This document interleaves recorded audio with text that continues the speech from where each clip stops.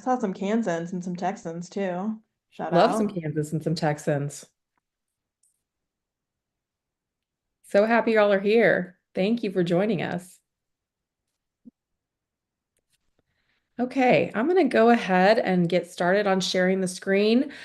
Tonight, we want to thank you so much for joining us. We are so stoked to be spending Galentine's with y'all and allowing us to talk with you about how we create collective care in our digital world. So let me go ahead and start this show. All right. Welcome. We are here to talk tonight about how we create collective care in a networked world. This is Digital Defenders 201. We are so excited to have you here tonight. You might be exhausted. You might be seeing all of the different strategies from the Trump administration to flood the zone, right? We're seeing executive order after executive order, and that might be exhausting to you as an individual. And so tonight, we hope to rebuild your resilience, to offer you tools and resources that help you lean into how we create collective care in our contemporary moment. Your educators tonight include Dr. Heather Suzanne Woods, who is a communication technology expert and strategy advisor. She is the author of 2 books on digital strategy. One of those books was co-authored with me, Dr. Leslie Ann Honor. I am a researcher of disinformation and community resilience, and together we are here tonight to share whatever resources we can to build your community resilience in this fight. So why do we have a 201 class? Well, for years, Dr. Woods and I have conducted a 101 class, which is a basic introduction into mis, dis, and malinformation. Students in those classes have often asked for next steps. They want to understand not just what's happening, but how we take action steps to change the circumstances that we face. So, in that response to that, Heather and I created Digital Defenders 201, which is a full length course in which students become stronger in digital defense tactics. Each of these courses can be taken as part of the series of the full length course, or you can stop in and join us for one individual course. Whether you've joined us for the previous course in January and now February, or whether you've just joined us from February, we are delighted to have you here. We want to help you become experts in digital defense, and we can't wait for the journey. Tonight is our Valentine's or Galentine's or Palentine's version of digital defense. And we want to talk about collective care in a digital world, in a networked world. We invite you to take this time to care for yourself, to care for others, and to care for our democracy. We might be tired, we might be a little exhausted, but we won't quit. And we sustain ourselves in this fight by talking about community resilience. And we are here to love on the digital collective we are creating here tonight. The fact that all of you, hundreds of you, have committed to be digital defenders is phenomenal. And we want to show love to one another in this moment. We can use our collective power to battle against rampant mis or disinformation that's flooding our information channels. We know that digital media can be a source of good, that we can fight back to defend and enhance our digital communities. By understanding our collective power and how we care and cultivate this community, that is how we make an impact in this moment. If we're going to see flood the zone efforts from the opposition, our collective care and ability to work together will help us sort of rebuke those efforts. So let's check in. Using the chat, what does community mean to you? Or perhaps how would you describe a community? So if we're talking about collective care, what does community mean to you?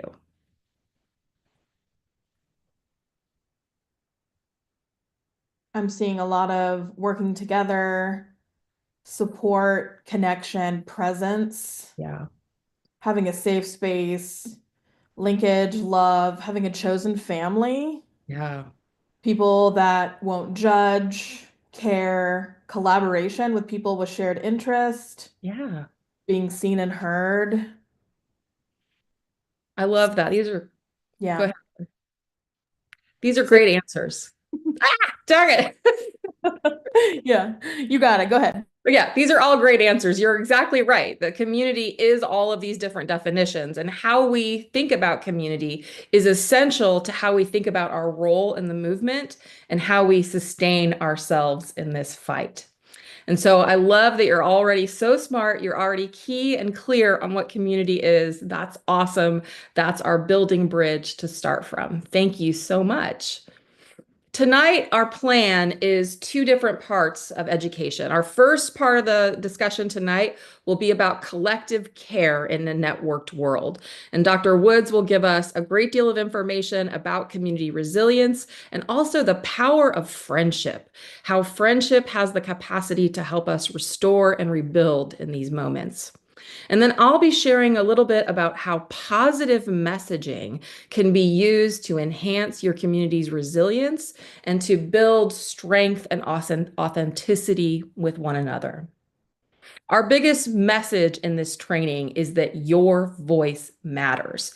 And we want to show you how to use it. And we'll say that over and over again, that your voice matters. And we want to show you the power of your voice can be amplified when you work in collectives. We're so glad you're here. We're so glad you're embracing the digital collective. And we hope that by the end of this evening, you will have accomplished several different learning objectives. First, we want to make sure you understand how flood the zone strategies are designed to exhaust us and diminish our collective power. We want you to learn how communication and advocacy practices are inherently connected. And by that, we mean the way you communicate in the movement matters to the longevity and strength of the movement. We want you to study positive messaging and how it can enhance community resilience. We want you to learn and to engage in digital spaces in ways that enhance that resilience. And we want you to think about how to protect your time and your peace when we are seeing so many different actions that we could be responding to at any particular moment. And we also finally want you to work with like-minded advocates to take back our digital spaces. And that is what we are doing tonight. And with that, I want to hand it over to Dr. Woods, who will start our section on digital advocacy and friendship and well-being. Okay, y'all. I also want to echo Dr. Honnor's thank yous, gratitude for the Women's March, who have been incredible partners in the Digital Defenders program, and also all of you, just by showing up today, just by joining this collective. We're already in the process of developing care networks, and these are the kind of networks that will sustain us for the long haul, and it's going to be a long haul. That's something that we're going to say over and over again. It's not going to be easy, but it's going to be important and it's going to be good and it's going to be invigorating. We're going to find ways to come together to support one another over the long term. If this is your first time joining Digital Defenders, hello, welcome, welcome. If this is the time that you've come back to see us, welcome back. What we like to do is present information that's research based. So we're going to do a little bit of sharing information about research, but we're not going to get too in the weeds, right? We're just going to share best practices moving forward.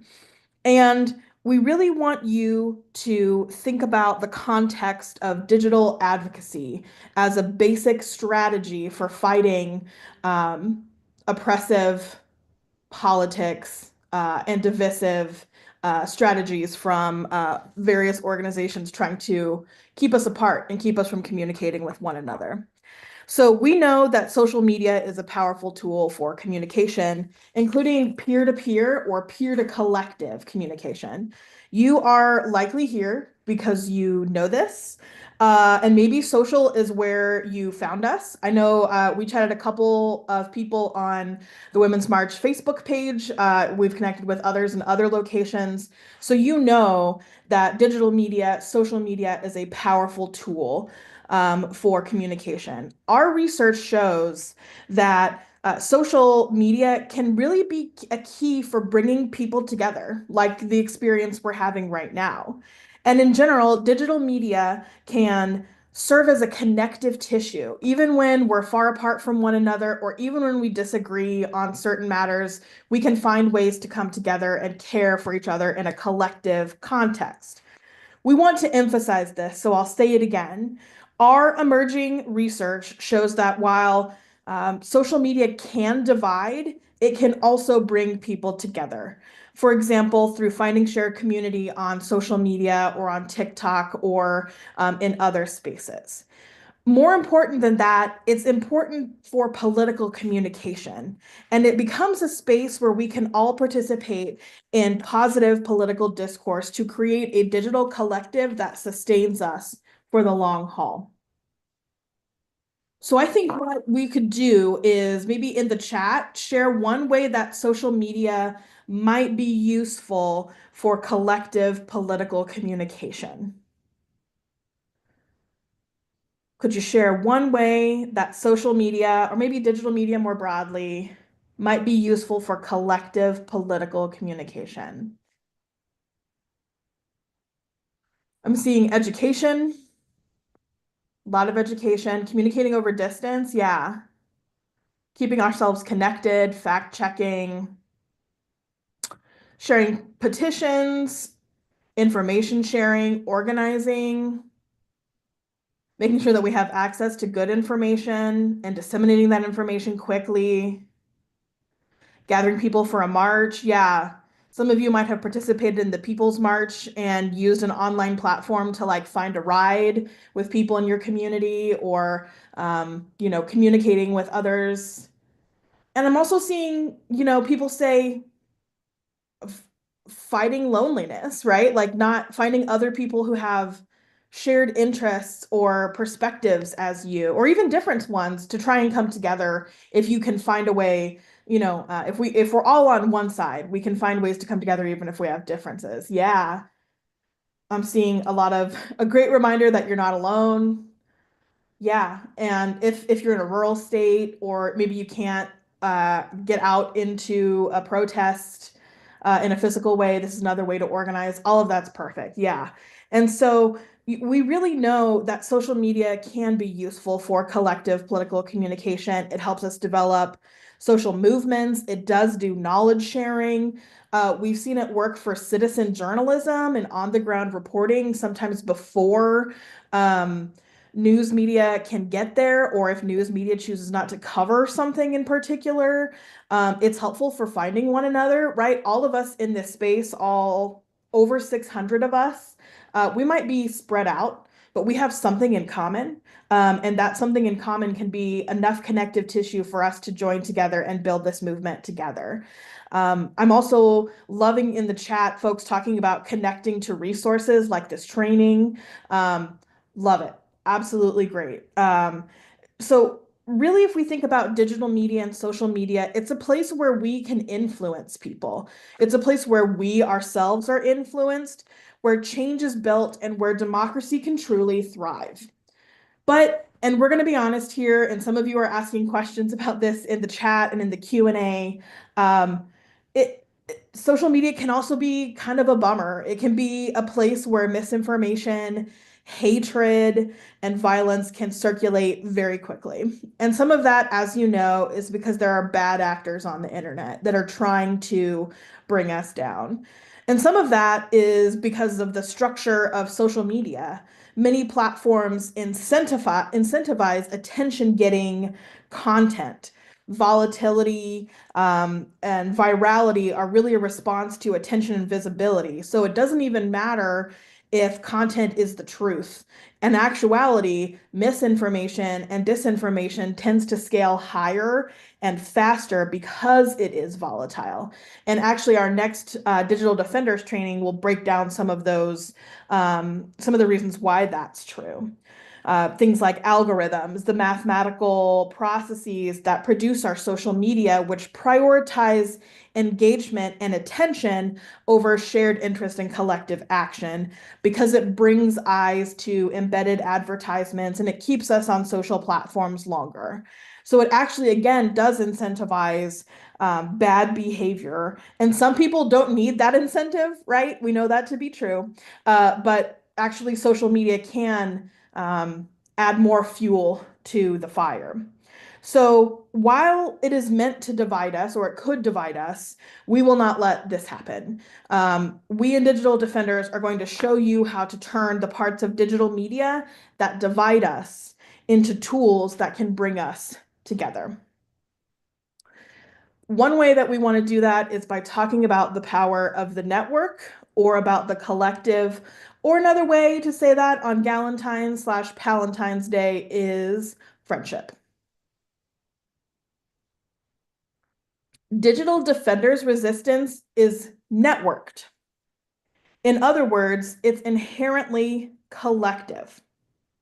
It's networked because we use tools that are connected, like social media, platforms, apps, but also because we are resisting attempts at division because we know our liberation must be shared and must be collective. Our liberation will not work if we are not together and if we don't take care of the collective. Collective action, then, is a powerful tool both on and offline. We see this when the People's March draws together thousands of people, but also different advocacy groups, interest groups, all together in support of the greater good. Now, this shows the administration the power of the people, but it also does some other, maybe less visible things, like creates communities of shared interests that persist throughout time, that keep people engaged in the struggle for the long haul. There's also an important social support component that many of you are talking about, which is that sometimes we need to find people who are in a similar headspace, or maybe we feel like we're alienated in the communities that we're currently in. We need to find people who share that interest. And this can be the basis of friendship and collective action. This increases longevity in the struggle when people see others that they can continue to participate over a long period of time. They could duck out and they can duck back in, but that collective becomes the basis of us staying in the fight. We also see collective networked action when people work together online to solve problems, to provide social support, and as many of you have described, share information and organize. So why does all of this matter? Well, at the risk of being, I don't know, trite, love is a powerful tool to fight hate. And there are so many reasons to feel anxious, alone, and divided. But when we have hope in one another, that can sustain us. Being together gives us strength, both emotionally and logistically. The care for the self and the collective provides fuel that will keep burning over long periods of time. And collective care strategies keep us in the fight longer because the issues that we're managing today, that we're responding to today, they didn't crop up overnight. And the solution to them will not be solved overnight as well. And also, there's something to be said about being joyful in the moment and having collective care as a strategy to make our life better and easier. We don't have to go it alone. And in fact, our lives can be enriched by the movement and the struggle, and we can find solace in each other in the struggle. Collective care strategies have historically served the basis for major resistance movements in the United States and beyond. So we're going to explore a little bit of that today. Much of our capitalist and individualistic society really centers the individual over the collective, ignoring the fact that for thousands of years, people have worked collaboratively and collectively to support one another. Individualizing forces are the same ones that seek to divide and conquer us because it encourages us to engage in a singular individualistic mindset to protect only ourselves or those immediately closest to us. It doesn't recognize how our struggles are shared, and it places the burden on overriding vast systems of oppression on us, rather than the systems that are responsible for oppression. I'm going to say that again. Individualistic thinking places the burden for overriding vast systems of oppression on us rather than on the systems that are responsible for oppression. So if you're feeling tired and burnt out and maybe overstimulated, that's by design. That is the effect of the current situation. And so how do we respond? Well, one way we could do it is self-care, right? And Audre Lorde, one of our feminist elders, has said, self-care is a way to maintain the struggle. It's not self-indulgent, it's a self-preservation, and that is an act of political warfare. And we agree, right? Self-care is good. However, we've noticed that much of the national discourse on self-care trends tend to be highly individualistic and based on a consumer mindset over collective care. So while we love face masks, bubble baths, buying yourself flowers, or a sweet treat, and we encourage you all to do those maybe before, during, or after this webinar, you have probably noticed that you can't self-care your way out of burnout. You can't out matcha latte your way out of a degenerating social safety net. And you can't out knit, out crochet, or out quilt the rise of fascism, at least not alone, right? Those things are necessary, but they're insufficient. We think that we can do something a little bit more when we act together, when we think together. We need collective care and we need each other, which is why we wanted to spend time talking about the power of friendship on today, Galentine's Day or Palentine's Day, because we want to explore how friendship is a tool for resistance. Okay, so one of our research besties, Dr. Natalie Pennington, is part of this cool project called the U.S. Friendship Project, which does research on friendships and the power of friendships in America. She notes that, quote, compared to the study of romantic relationships and family, friendship has received less scholarly attention, end quote. And that's a major bummer because, as she notes, friendship can also do several things that makes our life better and easier and keeps us in the struggle for longer. It promotes individual and collective health and well-being. It increases our happiness. It provides social support and care, even and especially when other forms of social support are missing or unsatisfactory. So friendship and collective care are essential, and they are central to the struggle. As our queer and feminist elders and philosophers have shown us, friendship changes individual lives and communities.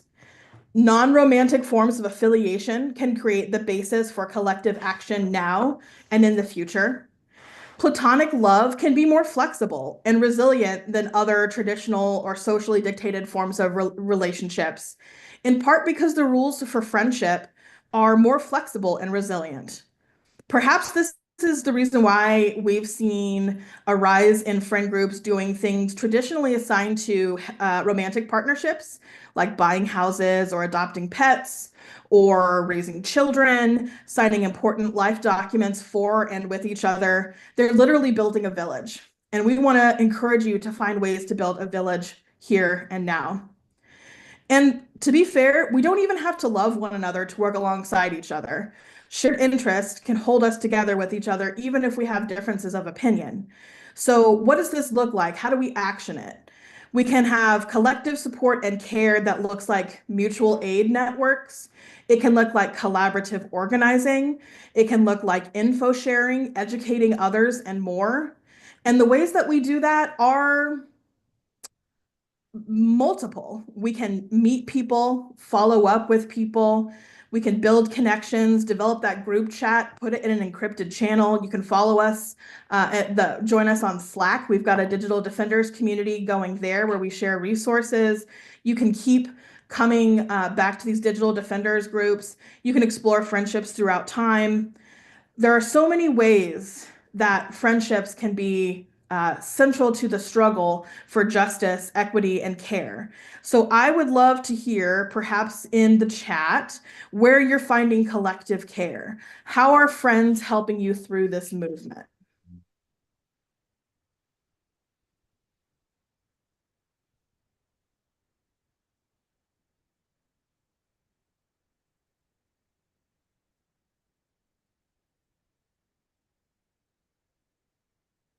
So I'm seeing a meditation group, Discord and Second Life, like walk and talks. Those are so cool. Hiking. Oh, I love a good hike.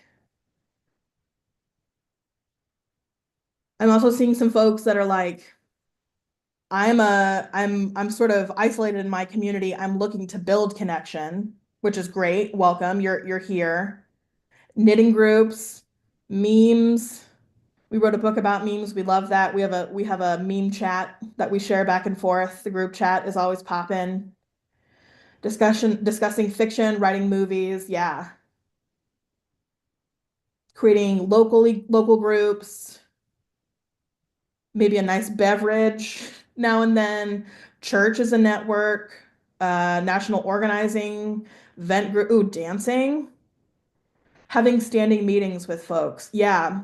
I saw a really powerful video the other day that said if you want to be part of a village, you must be willing to be a villager, which means you got to show up, right? And if you've got an appointment with somebody, you make that appointment or you keep it as much as you can. Calling friends to check in, joining local political organizations. Oh, somebody talked about the library. I love the library.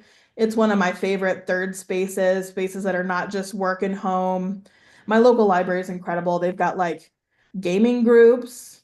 They've got yoga groups. Shout out to a library. Yeah, reaching out to friends who need support, staying in good connections. Postcard writing group. So good. Awesome. We wanted to mention the power of friendship for a lot of reasons. And one is that sometimes we think to be in the struggle or to be a part of a resistance, we have to be doing something epic every single day, and that we have to be sort of like flipping tables and we have to like move the world. And that is sometimes true, right? When we go out for the People's March, we're going to show our strength in numbers. But also, friendship and building community is a central component of resistance. And so, the extent to which you can say hi to somebody in a coffee shop, the extent to which you can build a connection by reaching out to somebody, whether you can, find someone in your community or build a community. Online, join our Slack community. And Slack is sort of like a co-working social space that you can join. We have conversations there, or find other people who are having those. Those things they don't always feel monumental, but they are monumental to the movement. And so I want to encourage you to invest in friendship and collective care as we move forward. But you came here to talk about digital defense, which is misinformation, disinformation, and more. And so Dr. Honor is going to help us operationalize some of that collective care and friendship work in the next segment of the training. So tonight we want to teach you a little bit about positive communication. Heather and I have coached students and professionals in how to use positive messaging to create digital communities and enhance that community's resilience. And that community's resilience is important. So we're thinking specifically about the way we communicate with in-group folks and allies who are interested in the same outcomes and goals that we are. That doesn't mean we have to be besties with them, but it does mean that we have to be committed to similar goals. Last time for our January Digital Defenders, we talked about different ways that we can create messages for our friends and acquaintances in ways that battle the rapid spread of disinformation. We discussed things like fact checking, social support, and managing fact with feeling as just some of the options. Tonight we want to focus on one of the most effective ways to circulate and amplify accurate community building information over and against bad information. For example, because when we use fact checking as a way to counter bad information, we often end up spreading that bad information more readily. So, for example, this past week, I saw Governor Greg Abbott post that school vouchers were the best thing for Texas. And a ton of people obviously responded on this social media post, arguing with Governor Abbott, advocating for public schools. But all of that conversation ultimately ended up amplifying Governor Abbott's anti-public school message. So we advise folks who want stronger influence online to not just use adversarial or oppositional strategies, but to also use strategies that enhance your community and enhance the resilience of the folks you are fighting with. So, what is positive communication? Positive communication is the creation of messages with a deep understanding of the audience in a way that invites collaboration and offers an attitude of respect. So, positive communication is focusing on your in group allies. These are your digital besties, the community that you've made either on the Women's March Slack, tonight in this training, or in other maybe more enclaved spaces. This is communication that aims to build community by speaking to those peers in a really specific way. Positive communication is not just happy communication. Positive communication can include disagreement, even strong disagreement with one another. But instead, positive communication creates messages that are future focused and action oriented. Those messages are also framed with an attitude of respect, invitation, and collaboration. So much of these messages are meant to be community building and orientation. Your messages focus on what can be done in and through the community. Those messages are developed to engender trust and strong relationships. So a few examples of positive communication could be including encouragement messages on the Women's March Digital Defender Slack, right? Helping those folks who are in this digital defense fight with you feel strong about their role in this struggle. It could include you providing accurate, personalized information that offers action steps to your community. That's a great example of positive messaging. Or positive messaging could be something like seeing an ally's message from a local on the ground community effort and highlighting and amplifying that work. Those are all great examples of positive communication. Let's talk about what positive communication does when we use it. First, when we use positive communication, it enhances trust through accuracy and authenticity. So I've seen a number of pro-justice organizations putting out information that says when you are communicating with allies, you need to make sure you are accurate. You need to make sure you're not spreading misinformation. And positive communication agrees, right? It says we need to be accurate and trustworthy.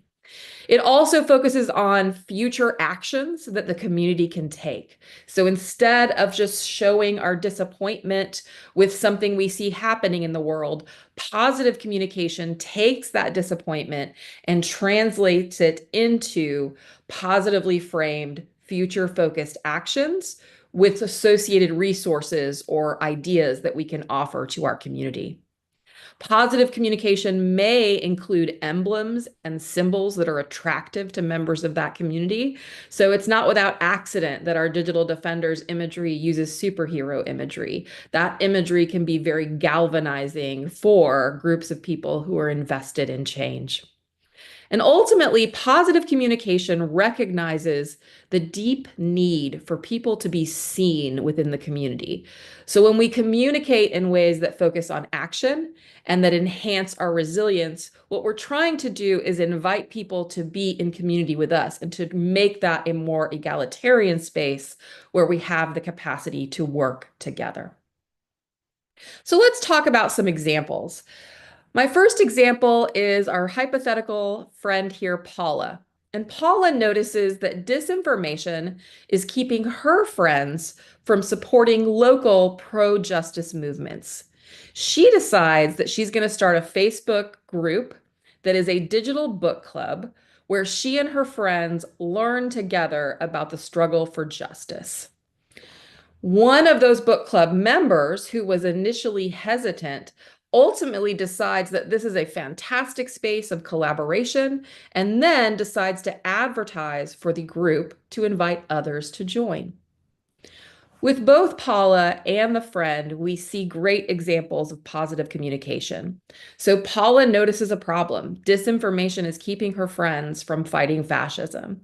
And instead of venting about that problem, which is a perfectly wonderful response, she decides instead to use positive communication, which is to direct her friends with a collectively oriented group that allows them to communicate with respect and authenticity and allows them to come up with solutions and problem solving together. But another example of positive communication is with the friend who was initially hesitant. She decides that she has a different role in this group by creating graphics, by using her own gifts. So positive communication allows us to come together, allow us to discuss issues of concern, bring our gifts to bear on those issues, and come up with collaborative and community-oriented solutions. Let's work through an example here and see you polish your skills in positive communication. Let's imagine for a moment that you see a number of news stories on the threats that the Trump administration has made against the Department of Education. Perhaps you've seen the Alt National Park Service or just regular news. But you want to voice your concern about what's happening to the Department of Education and rally people to oppose these actions. What do you do? How would you use positive communication to engage in this moment? So here are some options. The situation, of course, is that the Trump administration has vowed to shutter the Department of Education. Your first option would be option A, to fact check a post from a local politician about the Department of Education. Your second option would be to create a digital media message that supplies accurate information, your own personal perspective, and offers information on how others can meaningfully intervene in this moment. Your third option would be creating a digital media post that decries the work of Elon and Trump and underscores the anti-democratic nature of these events. Or your fourth option is generating a community group that helps support teachers in your local public school district with fundraisers that draw on the community's strengths. Which of these do you think uses positive communication? And a hint is that more than one uses positive communication. So in the chat, could you tell us which choice would you make and why?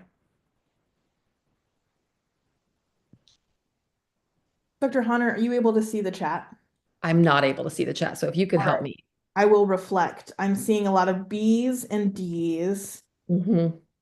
Also seeing some A's, and I'm also seeing people say they want to do all of them, but they know that Yes, not all be examples of positive communication. that's right. Wonderful. So B and D are probably offering the most examples of positive communication. That isn't to suggest that other forms of messaging, you're totally free to rant about what is happening with Doja and all the things that are happening. But as we're thinking about this, we're thinking about positive communication as that which rallies your community. And so B and D are the most accurate answers because that is focused on how we create more community support for the issues that you see as problems and helps people become invested in those problems by offering them action-oriented, future-focused steps that those individuals can take. And so those B and D answers allow people to come to the problem in a collaborative way, communicates respect, and invites collective problem solving. And that type of positive communication, when you're talking with your allies, will have a great deal of impact on how you move forward in the movement and how you trust one another and build community resilience.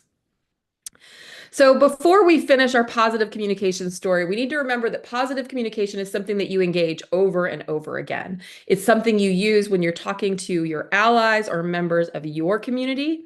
And we want to focus our efforts in a way that invite us to act collectively so that we can enhance our relationships with one another and strengthen our community resilience by trusting one another and building those networks of support that we know are so helpful, like friendships.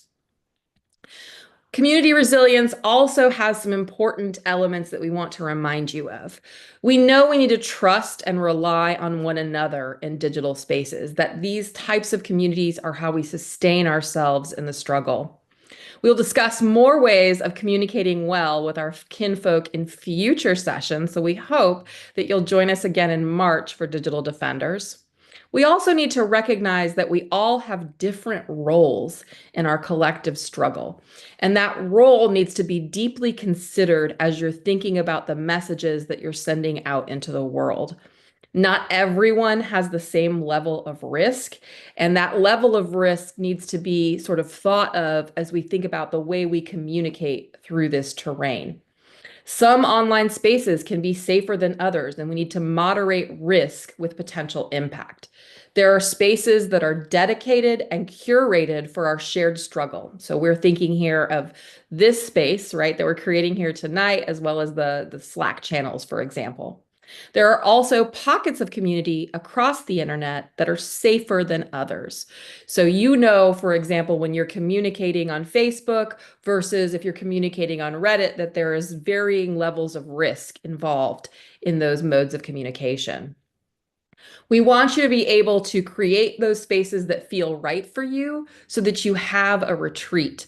It is important to rest in this struggle. And the more that we rely on these friendship networks and our collective culture to build spaces of resilience and rest, that allows you, when you're tired, when you're exhausted, to retreat to these communities and feel supported, feel buoyed by all of the friends and besties who are encouraging you and allowing you both to rest, but also to stay in the fight for the long haul. Make sure that when you're building your online communities that you're using things like encrypted chats. So Heather and I use Signal to send our memes back and forth and talk about different digital strategies. And we need to be thoughtful about our privacy and security in these spaces, not just for ourselves, but for others who we are working with. And that means that when you're sharing messages, not just think about your own risk, but think about how that risk could disproportionately affect others in your community. So I'm thinking, for example, if you're advertising a community or collective group event, you'd want to be careful, for example, where you advertise that, because that could put certain people in that collective at risk by knowing the address where that event might take place. We want to remind you that what we do affects others. Scholars argue that privacy online is networked because our social media is so connected with one another. As Dana Boyd has argued, what we post might reveal information about others. Some of that might be because we can't control what algorithms privilege. They may use algorithms, social media platforms may use algorithms to promote our content to people who they think it will like. And as a result, we need to be what appears to be private or limited in scope can be shared more broadly. So be mindful of not just your immediate circulation, but how that message could be taken up in broader modes of circulation.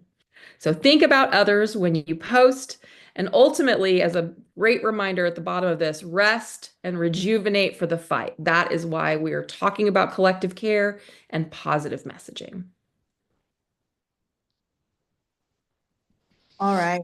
Thanks, Dr. Honor. We want to make sure that we have time to answer some questions, and I'm monitoring the Q&A function. Would invite you all to use that Q&A function to ask any questions that you have. But before we go, we like to do the shared ritual called an exit ticket.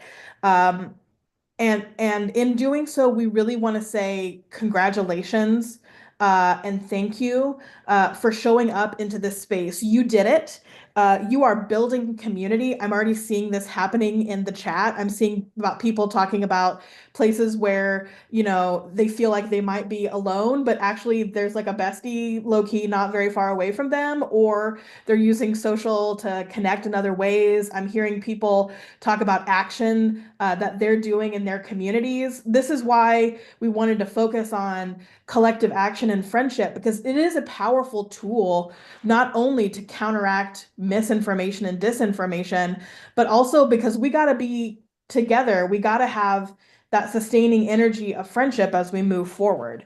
You have the power, you have the capacity to make a difference and to make a change. We're going to say that over and over and over again because uh, the powers that be want to make you feel like you cannot do anything and that you are not able to have the agency to make change.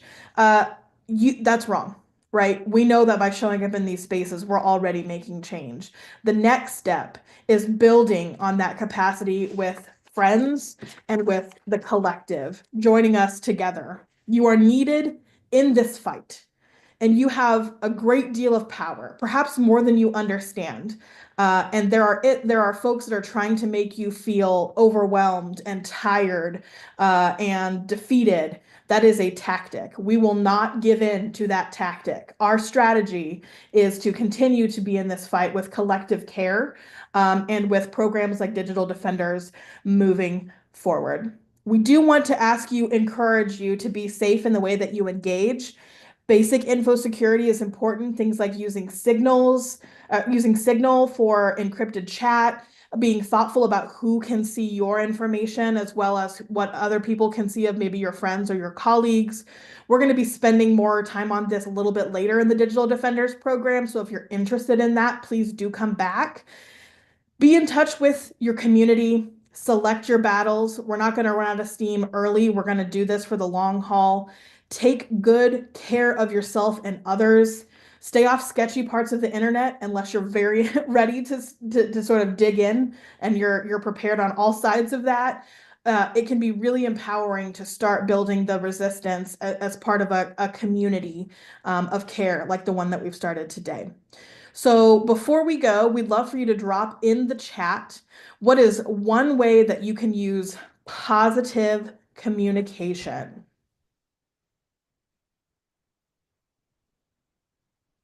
What is one way that we can use positive communication? I'm seeing empathy, hope, let others know they're not alone in this long fight, offer support, lift each other up, amplify, create groups of collectives that people have shared interests, build community, make sure you're not spreading misinformation, retweet. Yeah, engage multimedia, things like music and video and sound. Honestly, that's a fair amount of my social media feed, and honestly, my group chats are sharing positive things that are happening and responding to and trying to be encouraging when things go sideways. Prayer and support, stress the success. Yeah, all of that is great. Congratulations, y'all. You're doing so well. You have picked up so many of the key components to this chat, to this conversation. We hope that you will continue to join us in Digital Defenders. Let's now transition. Dr. Honor and I will transition to Q&A. Let's see. Where you can find information about future training events. So you can find it by going to Digital Defenders and signing up. You can Google it or search it. And if you sign up, it will add you to, I think, the listserv. Correct me if I'm wrong. Yeah. March Crew. Is that Yep, right? that's it. It's womensmarch.com / digital defenders, or go into womensmarch.com and you'll see links on there. And we email about it. We post across all of our platforms. Beautiful. I'm seeing a lot of questions about being able to like revisit these Digital Defender trainings. We encourage it because they build on one another while also being separate. And they're going to be on YouTube. So if you ever can't come, but you want to be part of the conversation, definitely follow up on YouTube. That's also another good reason to be part of the email blast so that you can get information about that as well. Um, I have so Dr. Honor, I'm seeing this question. How can maybe a teen with strict parents that might not agree with their perspective, or they're living maybe in a red area, help the movement if they can't protest, donate, or involve themselves in person? Well, part of that is just providing social support to others who are involved in the movement, and that doesn't have to be publicly made. So maybe it's your messaging influencers or folks who you think are doing a good job on the ground. Maybe that's providing accurate information to your friends in a note form as opposed to a digital form.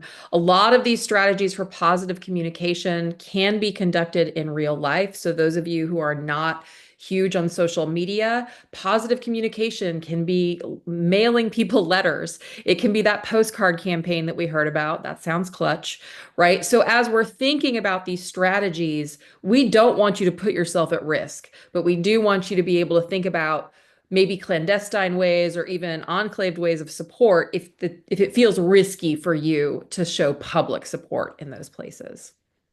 Yeah, and I think there are two or three things I'd like to add to that. One of the things is that what Dr. Honor said, which is that there are many lanes in the digital resistance struggle, and you don't have to do all of them. And in fact, sometimes the work is finding out where your best contribution is, and that might be, it could be an organizer or social support, but it could also be volunteer. And then let's be honest, like for some folks, particularly, I'm thinking of like our trans community right now, existence is resistance, right? Being yourself safely and taking care of yourself and others and experiencing joy is resistance in these moments, right? That's why when we have these conversations, we're not always talking about like, you need all of these tools, all of these techniques. You do need tools and techniques, but we also need to find ways to continue the struggle. And we also need to realize that different people have different risks, they have different needs, they have different privileges or abilities. And so we want to be able to provide as much empowerment as possible. And we're really seeing that in the chat. Yeah. Let's see, other questions here.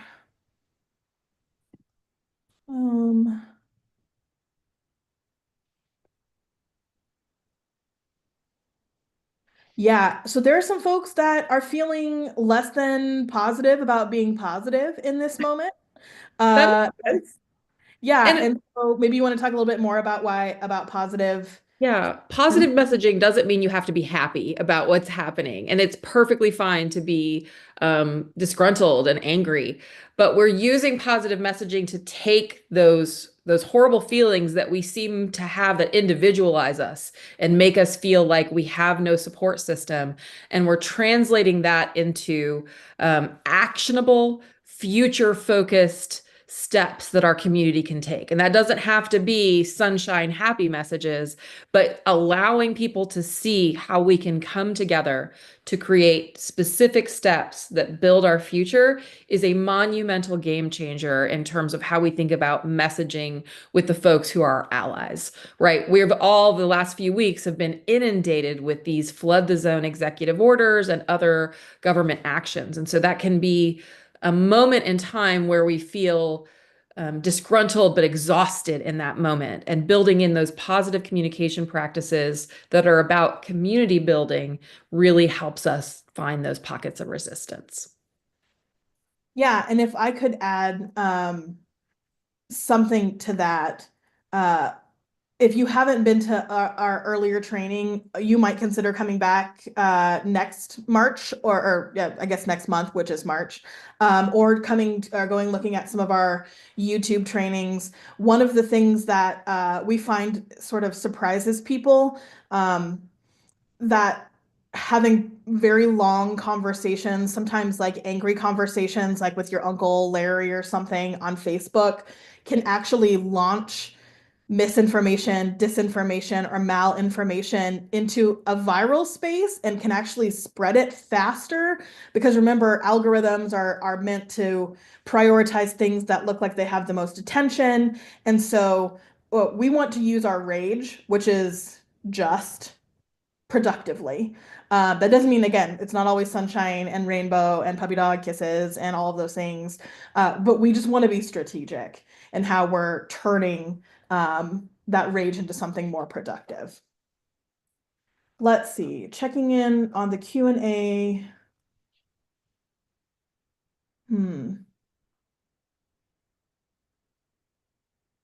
Any comments about the role of stan culture in this movement? Oh, We have a lot to say. We have a lot to say. I think we actually have a couple of colleagues who write about fan and stan culture. Maybe if there's enough attention / interest from the collective, we might be able to work that into a future training as well. Yeah. Let's see. Maybe one Dr. final. Woods, really quickly, can you tell us what stan culture is for folks who might not know? Yeah. Stan culture is sort of an intense, oh, I thought I was muted for a minute. It's like intense fandom. Folks who are really invested in or devoted in a particular, I don't know, group or celebrity or person. Like I'll go on record saying like I'm a Boy Genius and Lucy Dacus stan, and I'm going to go see Lucy Dacus live in several concerts. It's like a really intense sort of meaning around um, like fandom. It's a really intense fandom, and that's actually really powerful too. Yeah. That might be all the time that we've got. Any final comments, Dr. Honor or Women's March crew? We are so delighted to have you here tonight. Thank you so much for joining us. You have done tremendous work tonight. Awesome. Akib, I think you're muted.